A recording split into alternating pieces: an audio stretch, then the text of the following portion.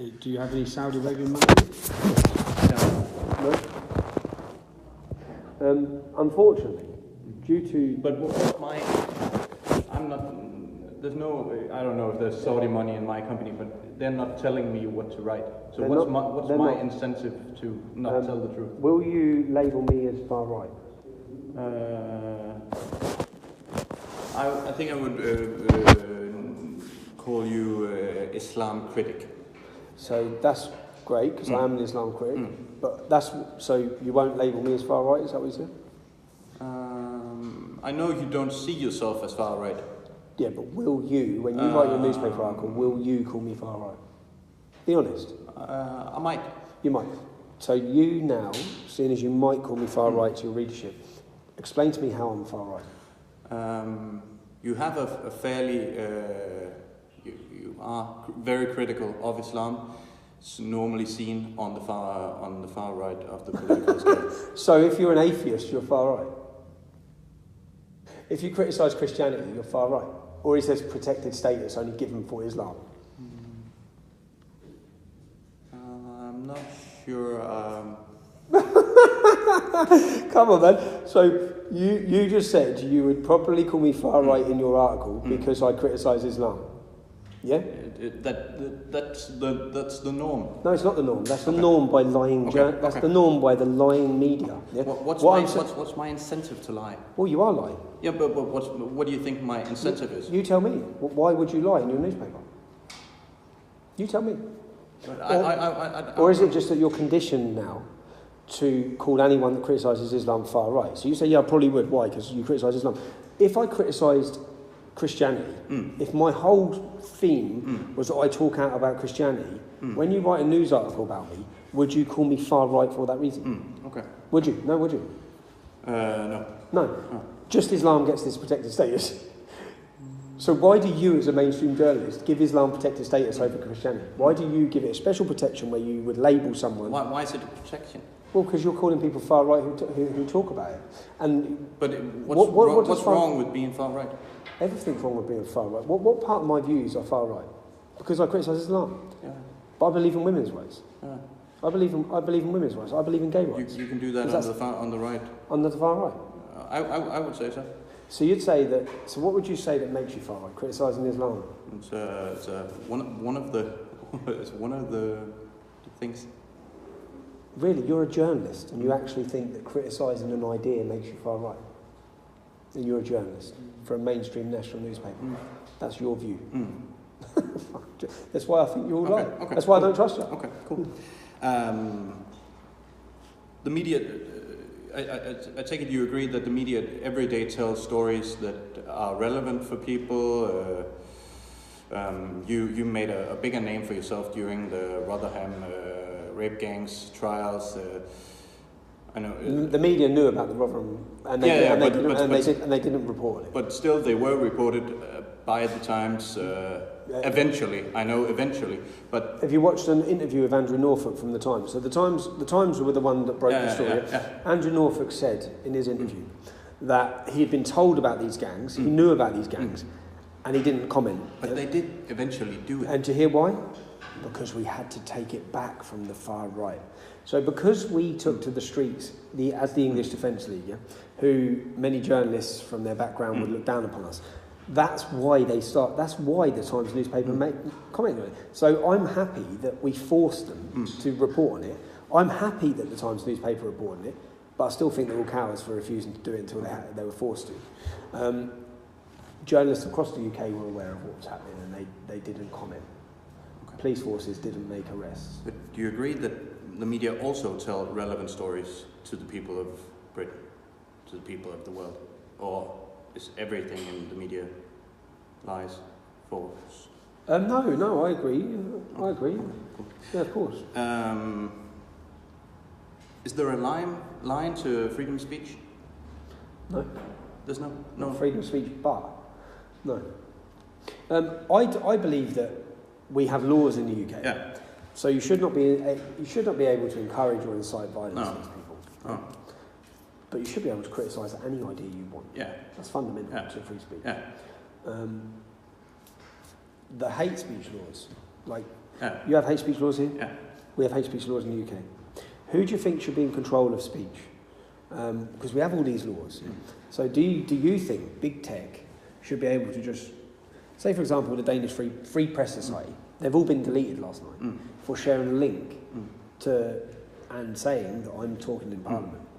They haven't broken any hate speech laws. All of them have had their accounts closed down. Do you not worry with that, the power that big tech has to be able to just say, okay, we're removing all of these people. They broke no laws, committed no crime, been tried by no one, haven't even breached any hate speech policies. In as you say, Facebook, Instagram, Twitter, they all see you as more like a hate preacher. I've never been tried. I know, but that's my point. I know you haven't. But and when Facebook deleted your account, they wrote individuals and organizations that attack others on the basis of who they are have no place on Facebook or Instagram. And you were warned by Facebook. You see that comment you just read? The Muslim Brotherhood, who are a prescribed terrorist organisation, have a Facebook account. Let's not pretend that the reason I've been removed is anything to do with their regulations or guidelines. I've been removed because of political decisions. But otherwise, if they had these rules that they stick to, terrorist organisations would not be allowed their Facebook accounts. But they have. But Facebook deleted your profile for a post calling, and I'm quoting for Facebook, a post calling Muslim filthy scumbags, a post urging people to terrorize and behead those who follow the Quran, a post urging people to make war on Muslims, and multiple videos depicting individuals being bullied. You're a journalist, yeah? I know what you're going to say. I haven't found... You haven't found... Oh, you haven't found anything? No. Don't you think that's strange? As a journalist, don't you think that's strange? Yeah, but they've deleted everything, so... No, come on, man. Don't you think if I said that comment, tell me, as a journalist, if I said one of those comments, say I posted on my social media, behead those who follow the Quran. So you haven't said any of these? Never. And you haven't posted any of these on Facebook? No, an answer. Don't you think if I did, a journalist would have screenshotted it? Don't you think there would be one piece of evidence that I said these comments? What do you think, that I posted these 4 comments and no one made a comment on them? That would be front page of every national newspaper, if I made those comments. So don't you, just asking seriously, don't you think that's suspicious? Do you think that's suspicious? There's no evidence of this. Why when they banned me, wouldn't they just show what I said? Why wouldn't they have produced, here's what he said? What do you think? I'm going to have to ask Facebook why they haven't done that. Well, no. But I don't know. Your national TV company, I saw the interview. I saw it yesterday. And he said he couldn't show. Yeah. So what do you think about that? I don't have an opinion on that. Come on, you must have. No, don't you think that's suspicious? Don't you think that's insane? How they can put these statements out but no one's ever seen them? Come on, Facebook is a profile where the minute you say something, it's screenshotted. Come on, you know it. This is why when I say to you, when you say, "Do I trust you?" Yeah, why should you? But I don't know. But you do know. You do know. Come on, man. You know that. You know that. You know. There would be evidence of this. You know there would. Yeah. I suspect it, but I still believe that this is what Facebook is saying. This is what they are claiming. It is what they're saying, but you know it's not true. No, I don't know. I don't know it's not true. But you know there would be a... So say, if I said on my Facebook that had 1.2 million followers, behead those who follow the Quran, you don't think, as a journalist, that there would be evidence of that comment somewhere? I suspect there would, but... Come on. I'm still just going to stick to that this is what Facebook claims. Yeah, I know. Yeah. I know, but if you was an honest journalist, you should be calling Facebook out for lying. I am going to call Facebook and try to get an explanation, but I know that they're not going to give it. So they're just going to lie to the world, and what the mainstream media will do is just push that lie, which is what you're going to do. Push the lie when you know it's not true. Come on! But I don't know it. No, come on, yeah, you do. Tommy, YouTube, Twitter, Facebook, IG, they're all private companies. Why aren't they allowed to do as they please? Because Facebook has 37 million UK users. It is become more than just a little social media. It's part of society. It's where people get their news. They're controlling. They're controlling what people can and can't hear. If they want to control what people can and can't hear, then they need to deregister and give the right that the United States government have given them, and they need to be held accountable for what's on their pages. Which at the minute they're not, because they say we're not a platform, we're just a platform. Yeah. but they're not. But isn't that exactly what they did when they removed you? Took responsibility back? No, they didn't. Why? Because if they want to take responsibility back, then they should be open for being charged for all the things that are on their platform. That's how they get around it. And they haven't taken responsibility. You have a fairly big amount of followers, not any longer on Facebook and Twitter, but you still have a number of outlets that reach these followers. I'm sitting here. Yesterday you were on Deadline. But you're only sitting here, and you're going to run a news article that's going to tell your followers that I called to behead people. You're sitting here. You're going to say. I'm going to say that Facebook said that. I'm not saying. Yeah. So Facebook tell a lie. Yeah. And then the mainstream media push the lie around the world. That's my point. Yeah? Even when deep down, I know you know it's a lie. So you're still going to put out this lie, which is total nonsense, that's going to be spread around the world.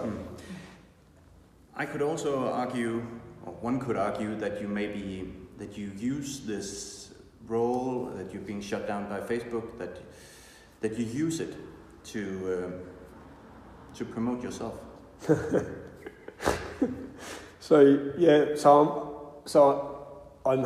I use it as an example to the world because everyone can sit and know. Look, if I'd been arrested for, do you know what? This is the sickening thing. A terrorist can come out of jail. Yeah, we have a terrorist in Luton called Roger Ibrahim Anderson. Yeah, a white convert terrorist, ISIS terrorist. He's gone to jail. He's come out of jail. He's now on Facebook, and he's posting things on Facebook. So a convicted terrorist is allowed a Facebook account. But a man who's convicted of 0 crimes to do with hate speech or anything like that isn't allowed. That is ridiculous. So if Facebook are going to have these policies, what they need to do is ban every single paedophile from ever having Facebook. Ban every single terrorist. But maybe they just don't like you. No, I'm aware of that. That's my point. That's my point of how ridiculous it is. But they don't like me, but they like terrorists. But they're allowed to, aren't they? They're allowed to control the public, what people can and can't say. They're in total control. Not your government, okay? Your government are no longer in control of free speech in this country. The people you elected as officials, the people who you can get rid of if you want them, they're not in control of the market of free speech in Denmark. Social media are. And who are these who's elected these social media control? Who decides in those companies? What is the process of deciding who can and can't? I showed you yesterday in my speech, Islamic radicals are now deciding who can and can't have Facebook. It stinks. If Saudi Arabia stick more money into there, are they going to start changing? We'll delete this party, that political party, that political party. The control has to be taken back from them. You filmed outside courts several times, resulting in different sentences. Did you know that you weren't allowed to? I was allowed to. So if you read the law, again, if you actually read the law, a judge has no power, okay, to put reporting restrictions on any information that's already in the public domain. That's the law. Everything I read was already in the public domain. Now, the way they use the law, which is what they've done, and interpret it and change it whatever way they want, is the reason I was acquitted. It's the reason in the end they had to change their charges to the fact that not about just reporting, because they couldn't send me back to jail for that with the second time. They had to change it for causing distress. So I went to prison because I caused anxiety to the Muslim paedophiles who had been raping children for decades. I caused them anxiety by asking them, how do you feel about your verdict? Do you as a mainstream journalist think I should have the right to ask someone how they feeling about their verdict? Do you think I should have that right? I don't think I need to answer that question. Do you have that right in this country? If you're not allowed to film outside of courts at all. No, not allowed to film at all. Not in cases like that, because there were restrictions on those cases, right? But there should be no restrictions. No, but there are. But the restrictions are hiding things from the public. But with your belief in journalism, do you believe people should be free if they're not making judgmental comments? And I'm a journalist. Do you think they should be free to stand there with a camera, and people walking into court, they should be able to film them and give a report saying this man's on trial? There were restrictions on that trial. Yeah, but there shouldn't be restrictions. But there were. Yeah, okay, but there shouldn't. So I'm asking, do you think, as a journalist, that you should have the right? I don't decide the laws. It's not a law. No, but in Denmark, you asked me what it was like in Denmark. In Denmark, there are restrictions. You're not allowed to film outside of court with restrictions. At all? No. At all? You're allowed to film the court house, but you're not allowed to film the people going in and out. No. you have a past in EDL, BNP, and the Luton firm, where I take it violence was not uncommon in those organizations. Is that in those organizations? So look, I was. Is that true? Was violence common in those? What, in my life? No, in those organizations. I wasn't in an organisation, the BNP. I didn't meet people from the BNP, so not aware of the history of violence within that. At the English Defence League, when we went out onto the streets to protest, we were come under a violent attack every week. So yeah, there was violence. Yeah. And in the Luton firm as well.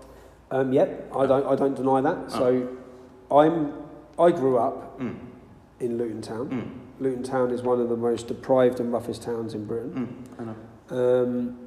I saw a lot of violence in my life growing up as a youngster. So it's a tough town. You've been convicted of violence, mortgage fraud, threatening. Which violence? Which violence? You've been convicted of assault. Who did I assault? Who did I assault? Huh? Who did I assault? A police officer. No, not that one. Next one. That's you hit another guy at an EDL rally. Who was the guy? I think you claim it was some Nazi type. Far right. Yeah. Okay. So he's far right. Okay.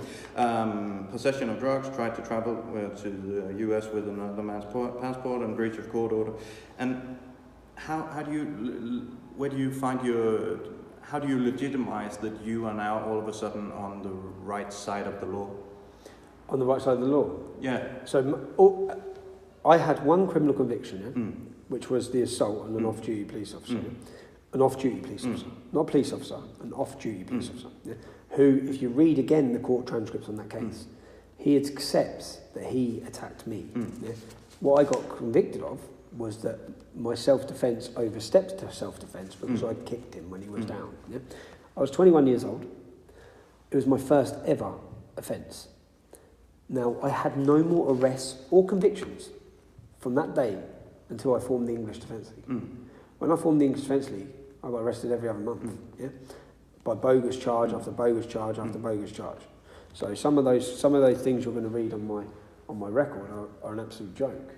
But still, you have been convicted of all of these things. But how can you explain to people that you're all of a sudden fighting for the right causes when the society have labeled you on 8, 9 sentences for doing the wrong thing? Yeah, but then for doing the wrong thing, like recording a convicted paedophile, that's not the wrong thing. Asking someone how they feel about their verdict is not the wrong thing. But travelling to the US on another man's passport. Shall I explain that to you? No, you don't have to explain it. But I would just like to know how you can now claim that to be a righteous. Isn't one of your MPs in this country the founder of Antifa? I don't know. Yeah, they are. Yeah, one of your left-wing MPs is the founder of Antifa. Antifa are a violent extremist organisation. He's now an MP. But this is what you do every time you ask a question. For you say someone else did something. No. But they did. I don't claim to be an angel. Yeah? No. It was never going to be a female school teacher who took on Islam. Yeah? And if I hadn't had the upbringing I'd had, I'd have run away at the first punch in the nose I received. I don't back down. Yeah? It's why I'm still sitting here after 10 years of facing the threats and attacks I've faced. So you have to take the good with the bad.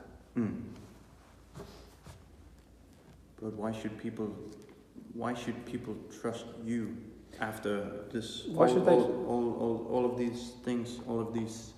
Because what do those things have to do with the truth that I'm speaking about Islam? What do they have to do with it? I'd rather it wasn't me sat here, or rather it wasn't me speaking about Islam. I'd rather politicians would talk about it, but they're cowards, and they're scared. So unfortunately, it's a sad state of affairs when it takes someone like me to galvanise a mass following.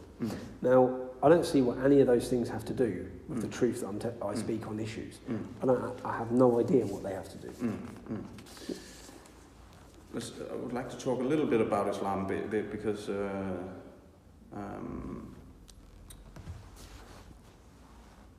are all Muslims bad people? No, don't be stupid. I'm asking you because I'm asking. Okay. Some of the best people I've met growing up in my life have been Muslim. Okay. It's just when you hear Muslim, I don't know if you struggle in this country to do this as well.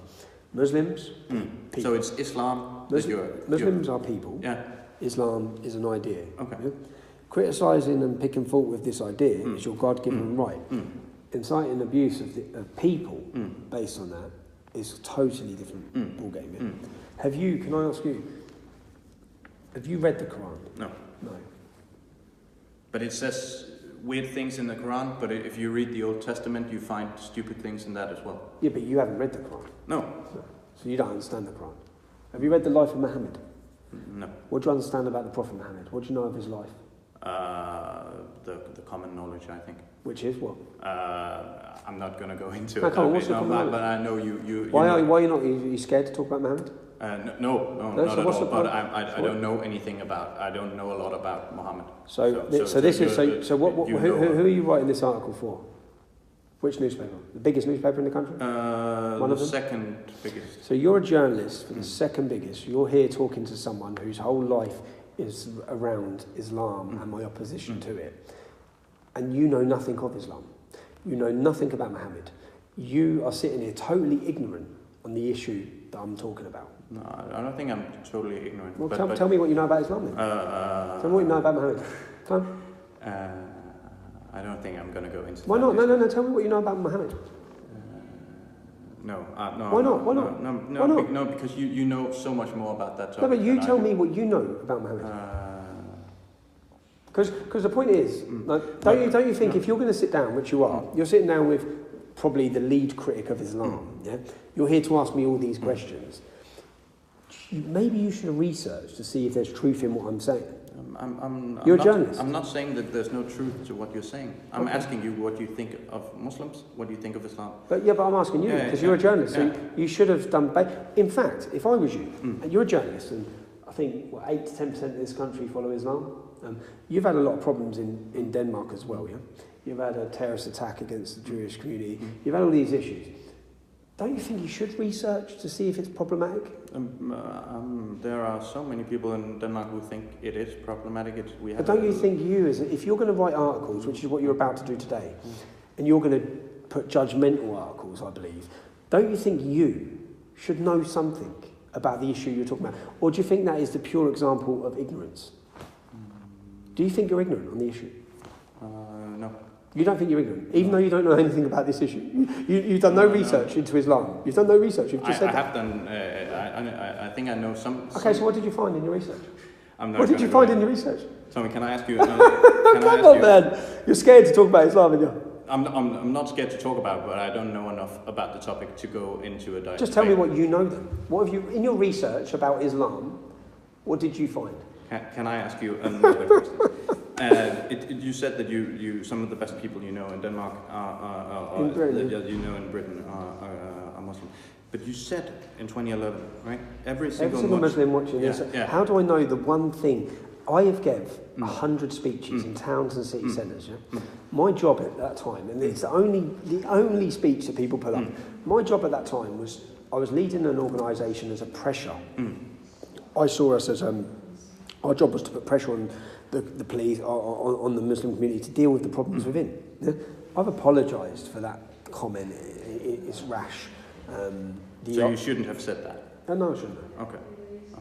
That one comment that you pulled out of 100 speeches from 9 years ago, when I was leading an organisation, 25 years old, 6 months off a building site.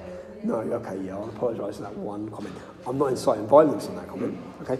When I say you fulfil the full force, we will protest everywhere we want to protest. I haven't incited violence, I've not made any comment, but yeah. Cool. I think we're being interrupted now. No problem, man. Nice one. I'll tell you what to do. Yeah? Go read some about Muhammad, you'll see that I'm right. Yeah, but it's difficult for me as a reporter to go into that because you know so much more about that topic than No, but I'm not going to debate you on the issue. I'm just going to ask what you know. Yeah. Go and do some research into the man Muhammad was, because if you're going to have a growing, I think 30% of the under 16s in Copenhagen follow Islam. 30%. So in 20 years' time, this city is taken over by people who follow this ideology. You've got to understand the ideology that they're following if you're going to be the biggest reporter. Yeah? Cool. See you later.